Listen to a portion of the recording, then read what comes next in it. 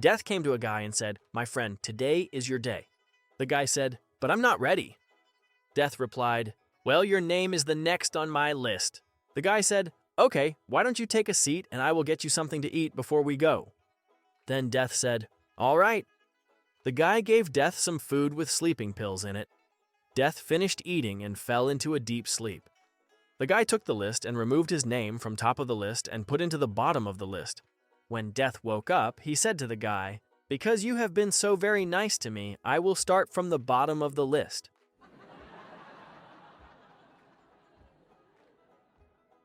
I went to the store the other day, and I was in there for only about 5 minutes. When I came out, there was a motorcycle cop writing a parking ticket. So I went up to him and said, "Come on, buddy, how about giving a guy a break?" He ignored me and continued writing the ticket. So I called him a pencil-necked geek. He glared at me and started writing another ticket for worn tires. So I called him a piece of garbage. He finished the second ticket and put it on the windshield with the first. Then he started writing a third ticket. This went on for about 20 minutes, and the more I abused him, the more tickets he wrote. I didn't care. My car was parked around the corner.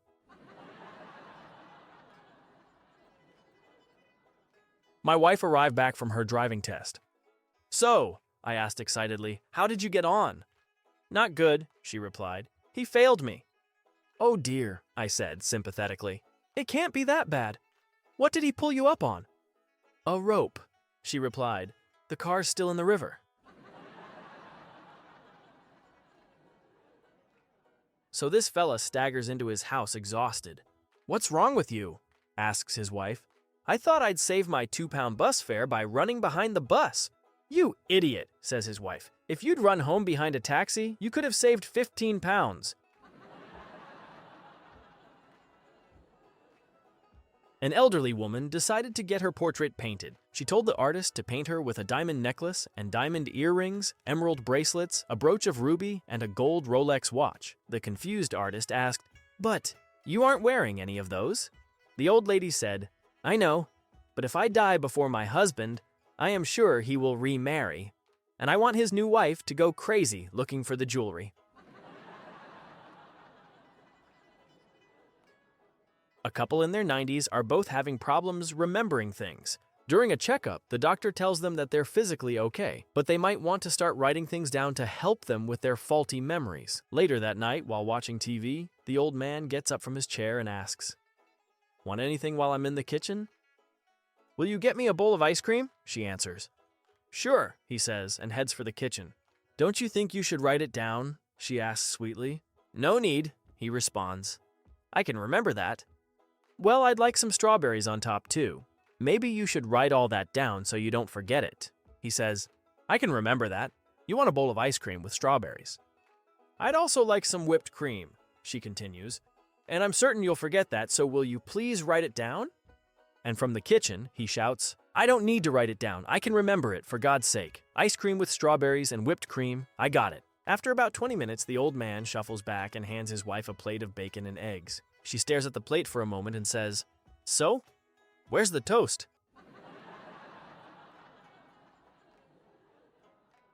Tom had been in police work for 25 years. Finally, sick of the stress, he quits his job and buys 50 acres of land in Alaska, as far from humanity as possible.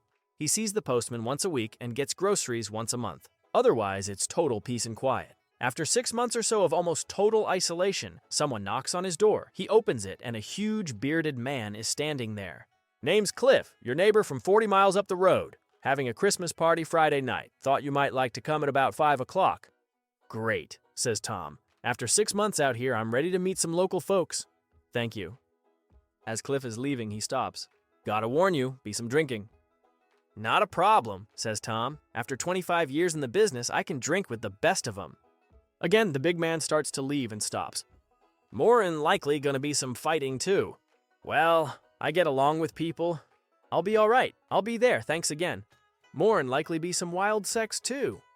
"Now that's really not a problem," says Tom, warming to the idea. "I've been all alone for 6 months. I'll definitely be there. By the way, what should I wear?" "Don't much matter.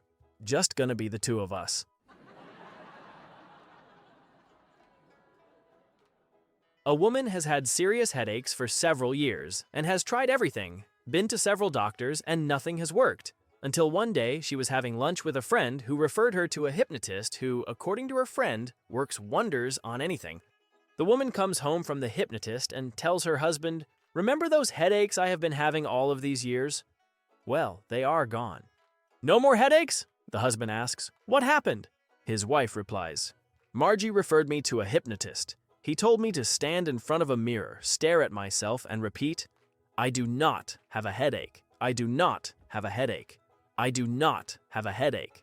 Believe it or not, it worked. The headaches are all gone." The husband replies, "Well, that is wonderful." His wife then says, "You haven't been exactly a ball of fire in the bedroom these last several years. Why don't you go see the hypnotist and see if he can do anything for that?" The husband is unsure he wants to do that, but agrees to try it. Following his appointment with the hypnotist, the husband comes home, rips off his clothes, picks up his wife, and carries her into the bedroom. He rips off her clothes, puts her on the bed, and says, "Don't move, I'll be right back." He goes into the bathroom and comes back a few minutes later and jumps on the bed and makes passionate love to his wife like never before. His wife says, "Boy, that was wonderful." The husband says, "Don't move, I will be right back." He goes back into the bathroom, comes back a few minutes later for round 2 with his wife, even better than the first time. The wife sits up and her head is spinning. "This is really great." Her husband again says, "Don't move, I'll be right back." With that, he goes back in the bathroom. This time, his wife follows and sees him through the open crack in the door, standing at the mirror and saying, "She's not my wife." A big city California lawyer went duck hunting in rural West Virginia. He shot and dropped a bird, but it fell into a farmer's field on the other side of a fence. As the lawyer climbed over the fence, an elderly farmer drove up on his tractor and asked him what he was doing. The litigator responded, "I shot a duck and it fell in this field, and now I'm going in to retrieve it." The old farmer replied, "This is my property and you are not coming over here." The indignant lawyer said, "I am one of the best trial attorneys in the U.S., and if you don't let me get that duck, I'll sue you and take everything you own." The old farmer smiled and said, "Apparently, you don't know how we do things in West Virginia. We settle small disagreements like this with the West Virginia 3-kick rule." The lawyer asked, "What is the West Virginia 3-kick rule?" The farmer replied, "Well, first I kick you 3 times, and then you kick me 3 times, and so on back and forth until someone gives up." The attorney quickly thought about the proposed contest and decided that he could easily take the old codger. He agreed to abide by the local custom. The old farmer slowly climbed down from the tractor and walked up to the city feller. His first kick planted the toe of his heavy work boot into the lawyer's groin and dropped him to his knees. His second kick nearly ripped the man's nose off his face. The barrister was flat on his belly when the farmer's third kick to a kidney nearly caused him to give up. The lawyer summoned every bit of his will and managed to get to his feet and said, "Okay, you old coot, now it's my turn." The old farmer smiled and said, "Nah, I give up. You can have the duck." A man of the cloth likes to sneak out at daybreak on Sundays to get in a quick round of golf. He knows he is not supposed to be playing on Sunday, but he goes out anyway. St. Peter points out this transgression to God and asks what form of punishment he will pass on the man. God says, "Just watch."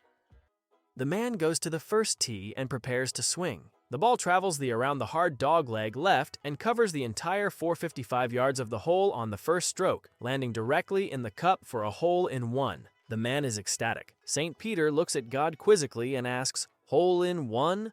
God says, "Just watch." The man proceeds to finish every hole on the first stroke. No bogeys, no birdies, nothing but perfect single shots on every hole.